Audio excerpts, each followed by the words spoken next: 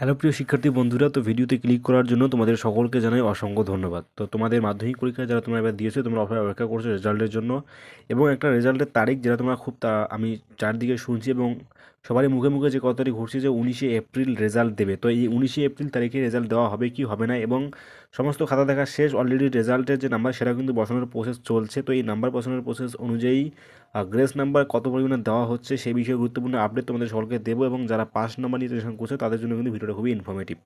তো চলো সরাসরি মেন ভিডিওতে প্রবেশ করা যাক। তো ফার্স্ট যে টপিকটাতে আসি সেটা হচ্ছে তোমাদের রেজাল্ট কবে দেবে।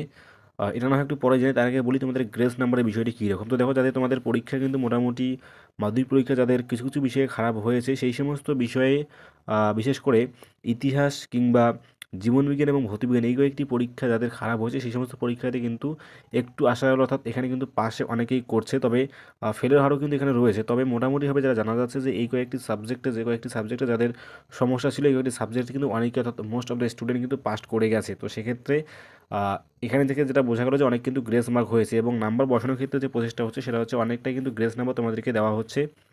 তোমরা জানো যে তোমাদের খাতাগুলো কিন্তু অলরেডি আগেই সহানুভূতির সঙ্গে দেখা হয়েছে, এবং তার ফলেও যাদের রেজাল্ট যখন নাম্বারগুলো বসানো হচ্ছে, যখন তাদের দেখা যাচ্ছে যে 2 নাম্বার শর্টের জন্য পরীক্ষাতে হয়তো তারা পাস করতে পারছে না, সেই নাম্বারটা কিন্তু তাদের গ্রেড হিসেবে পেয়ে তোমরা কিন্তু সবাই পাস করে যাবে, এই বিষয়ে তোমরা নিশ্চিন্ত থাকতে পারো। অর্থাৎ এক কথায় বলতে গেলে যাদের একটু টেনশন ছিল 2 নাম্বার নিয়ে বা কয়েকটা নাম্বার নিয়ে যে তারা পাস করতে পারবে কি পারবে না, তো পাশেরা কিন্তু অনেকটাই বাড়তে চলেছে। এবার আসা যাক যে রেজাল্ট 19 মে দেবে কি না, এই বিষয়ে গুরুত্বপূর্ণ আপডেট কী রয়েছে। তো দেখো 19 এপ্রিল যে আপডেটটা সরাচ্ছে, তো এই 19 এপ্রিল রেজাল্ট দেওয়া হবে কি হবে না, তো এই বিষয়ে তোমাদেরকে একদম ক্লিয়ারলি জানিয়ে দিই। বোর্ড কিন্তু কোনো এই বিষয়ে জানানো, অর্থাৎ কোনো ডেট এখনও পর্যন্ত জানায়নি যে 19 এপ্রিল রেজাল্ট দেওয়া হবে।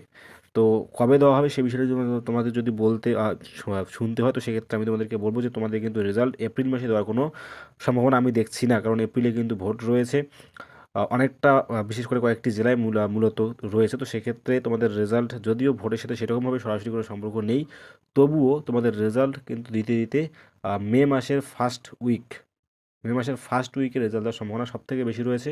তা তোমাদের যে মে মাসের ফার্স্ট উইক এর মধ্যেই তোমরা তোমাদের রেজাল্ট পেয়ে যাবে আশা করা যাচ্ছে। তো আশা করছি তোমাদের সমস্ত ডাউট ক্লিয়ার হয়েছে। যদি তোমাদের কোনো কিছু জানার থাকে অবশ্যই কমেন্ট বক্সে কমেন্ট করবে। ধন্যবাদ।